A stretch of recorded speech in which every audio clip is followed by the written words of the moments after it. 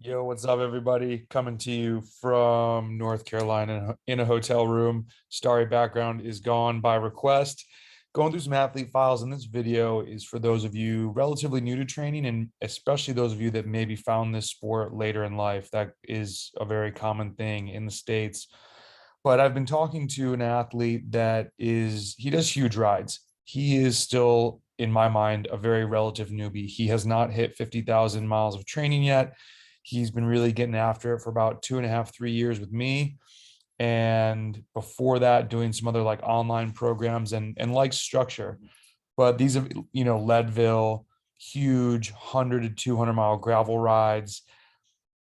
He doesn't understand when I'm telling him, like, man, it's pretty wild that you're this young of a training age and doing such monstrous rides. And not only just doing like back to back 4 and 5 hour rides, which was a huge staple in my training early on from my second coach, Jason Hillemeyer, but he's doing the 7, 8, 9, 10 hour rides for some of these mega gravel events that when I was first starting out, I really love riding long. And people said to me, "You're a fool for riding 6 hours. You're not a world tour pro. You have no race that long. You really only need to ride 4 to 5 hours." And granted, they were right about that. There was no event that long. The longest road race was probably 4.5 hours, like road nationals. Then, surprise, surprise, 6, 7 years later, gravel comes around and there's these 150-mile, 200-mile events. Luckily, I did follow my heart a little bit and did a bunch of 120 to 130-mile rides, but I never did the 150, maybe once. Never even thought about doing a 200-mile ride. And so, I'm not going to be corny and be like, follow your heart, but you really should do the training that you enjoy doing. Caveat, I have done less long 5.5 hour rides over the past year and a quarter to focus on having the time to do more consistent 4 hour rides, which I do believe has helped make me faster, make me stronger, riding above FTP more efficiently. And when I say more efficiently, just I've talked about on the climbs, being able to surge. And part of that is the lactate clearance work I've done. Part of that is continued VO2 max work and really working on FTP in that style of over unders as opposed to steady state power, which is what I came up on. The reason I want to post this, so I was emailing back and forth with this athlete. We had a really good Zoom last week. And the one thing that he had mentioned, he's like, man, I'm really starting to feel like a bike racer. And I've watched this guy, how he looks on the bike and images I've seen of him at races and after races. It's night and day difference. It's newbie dude who's been indoors just doing a online thing and a guy who's gone out and ridden 50,000 miles now. And I said to him initially, I said, man, wherever you go with this isn't like a sales pitch, but wherever you go with cycling, when you are at 80,000 miles, 100,000 miles, 120,000 miles, you're going to look back at today and realize how little you actually knew. But not even so much that, more so how much you've grown, how much more you've changed, how much your body has changed, how you are on a bicycle. And in my head, as he's just turned 50, I'm like, well, if he's probably, like 4 or 5 years in, let's say another 7 years, he'll be 57. I know some pretty strong dudes at like 54, 55, 56, 57. I don't know as many 60 plus. I think you're really starting to fight age then. No offense to my 60 plusers in the 60 plus Discord.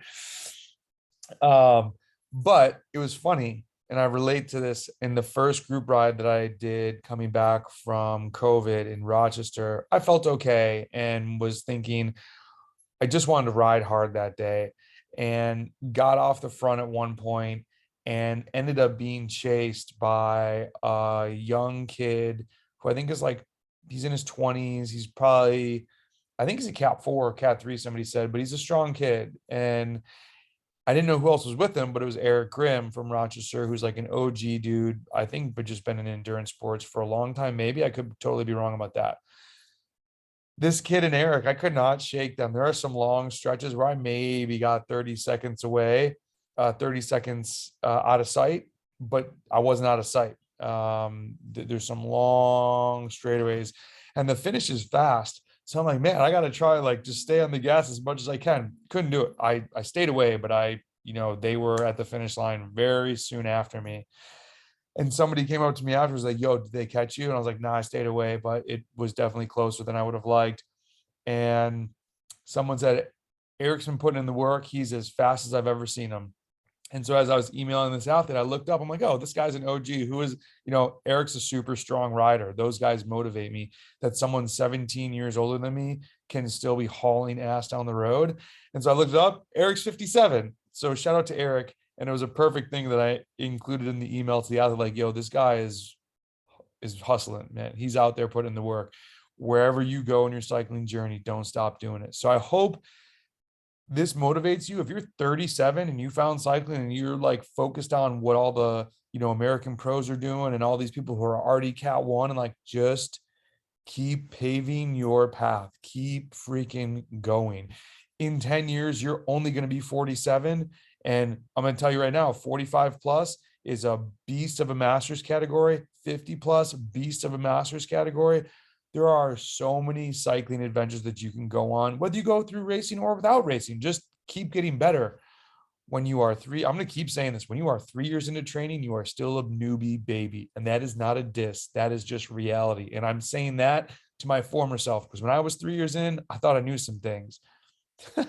If you saw my previous posts, I just went back and crushed some PRs from 2012 when I was 30 years old. And at 30 years old, people were telling me, oh, you probably got a few more years. That's going to be your endurance peak.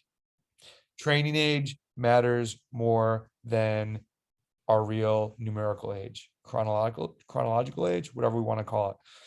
Comment below if you are someone that found this sport later in life. Let us know. Help to motivate other women and men that find this post and are just trying to get hungry. And it's also, my last comment on this is, we're in a unique place as adult athletes, because if you find it late in life, all of a sudden you find something that you might want to put 400 hours of your year into, maybe 600 hours down the road, maybe 700, who knows, but it's a lot of time, and it changes you in a good way. But it also requires balance and family balance and balance with friendships of people who aren't endurance athletes. So it definitely can open a little can of worms, but you just have to navigate that.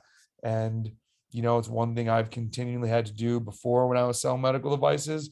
Now, when I'm married, man, when you're lone wolf, you do whatever you want. When there's someone else in your life, you definitely want to be more, I don't know, priorities change a little bit, I guess. I just scheduled a 30-mile ride for myself today. And I'm like, 30 miles? I don't know the last time I planned to ride 30 miles, but it's the time that I have. I'm going to make the most of it. And I'm super pumped to go see Virginia next week before nationals. Just looked at the reg list. 70 rippers are signed up. There's probably going to be 50 more in the next few days. So just excited to be back from COVID and having the ability to compete. And I'm hoping that I feel almost like I have less. I'm not a very stressful racer. I just like to show up and race. But I think my expectations are less, which maybe means I'll have a better result.